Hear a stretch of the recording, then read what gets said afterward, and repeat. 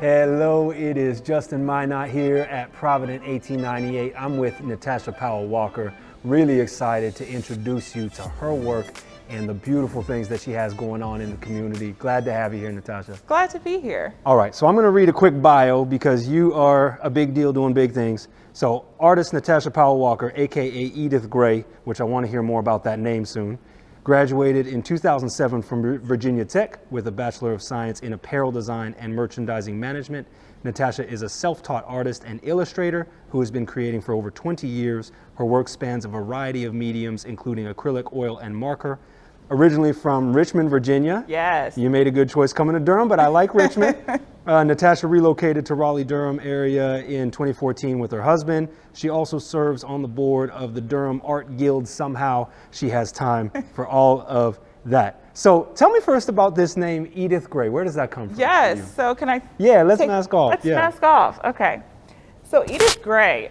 Edith Gray is my grandmother's name on my mother's side. And she just had this regal quality of 13 kids on a farm in Virginia. Wow. And managed to multitask and keep the household together and keep herself together. Wow. So when I thought about what I wanted to name my company, that's what came to mind as far as that strength and carrying the tradition of family with you. So. I love that. Let's keep going on that train. So tell me about your journey of entrepreneurship and running your own company. Walk me through, kind of beginning till now. Sure. So you would laugh. They say either you were born with the entrepreneurship spirit. I was the one that was 10 years old, literally with a binder called Tasha's World of all of my fashion designs, drawn out. I'm going to take over the world. That's what I'm going to do. Yes. Real life kicks in, you don't quite get there. And I remember around 2008, I was in Charlotte, North Carolina, surrounded by some fantastic people who encouraged me to do my first solo exhibit. And with that came the formation of my business in Edith Gray Designs and really taking on that entrepreneurship role. Incredible. So what is the work that you're doing right now? What do you got going on? So right now, I actually have a few things going on.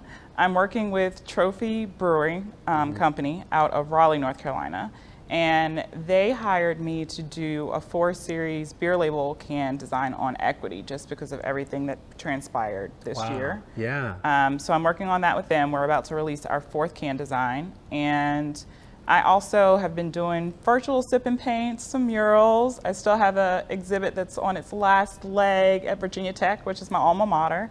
So a few things that we're wrapping up at the beginning of 2021. I love it. Now you have a very unique focus when it comes to your art. Talk a little bit more about that, the center of your work or the core of your work. Yes, so it's surrounding Black women, women of color. I feel like we are so often underrepresented in the community. We get pushed back and not really valued for what we contribute to society. So when I started creating, it was just, I wanted to tell the story of the many different facets and how we contribute to society. Right. The ways that we're overlooked, the many different things that we have to handle. How do we switch those gears from entrepreneur to wife or mother, partner, whatever that may be. Those are so many different things that require different skill sets. Right. And I think it's awesome for women to be able to do those things, but they often get overlooked. So I wanted to make sure that was represented. Right. You're really just shining a light on, the dynamic nature when, so often, especially Black women are painted in a very specific light. Absolutely. And so I think that's beautiful and brilliant. So if you could go back to the start of your entrepreneurial journey, give a few pieces of advice, what would you wish you knew then that you do know now? Take it slow.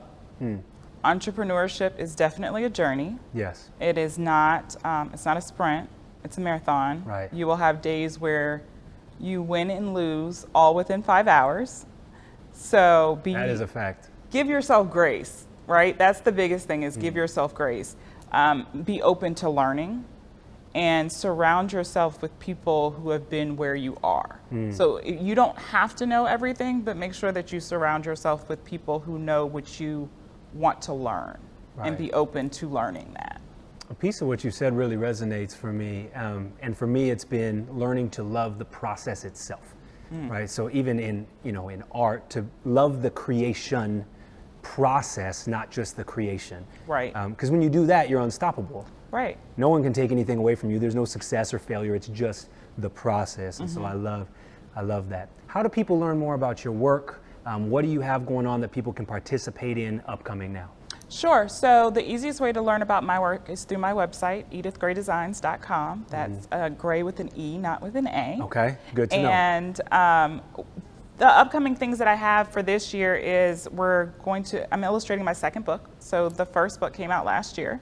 It's called what? It's called When the World Got Sick. Okay. I worked with an author out of California, and we just desperately saw the need for a children's book surrounding COVID. So I worked with her to do those illustrations, and that's available on Amazon. So we'll be working on another book this year.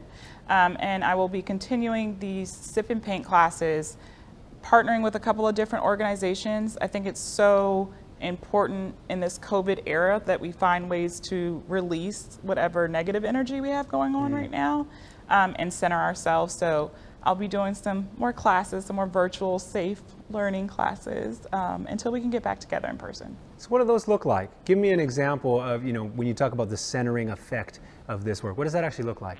So I always encourage my students when they come into the virtual learning space, if it's an adult, it usually involves wine. Take the edge off, right? Good. Take the edge off. Yeah, because loosen it up. Everybody gets so uptight about, I don't know how to draw this thing, or I'm not the expert. And I'm like, art is really about, to your point, appreciating the process. Yes. It doesn't have to be perfect. Yes. And I say that as a type A, somewhat perfectionist person. It doesn't have to be perfect.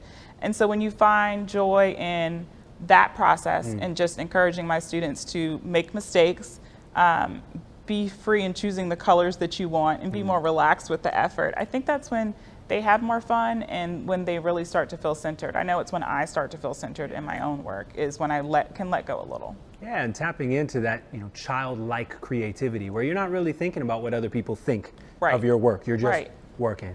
I love that. Thank you for being here, Natasha Walker. Please look up Edith Gray Designs. That's Gray with an E. Get it right. And make sure you follow along for all the beautiful work. This is someone you're going to want to stay in touch with. So, thanks, Natasha. Thank you, Justin. Wrap. How did I do for time, Chris?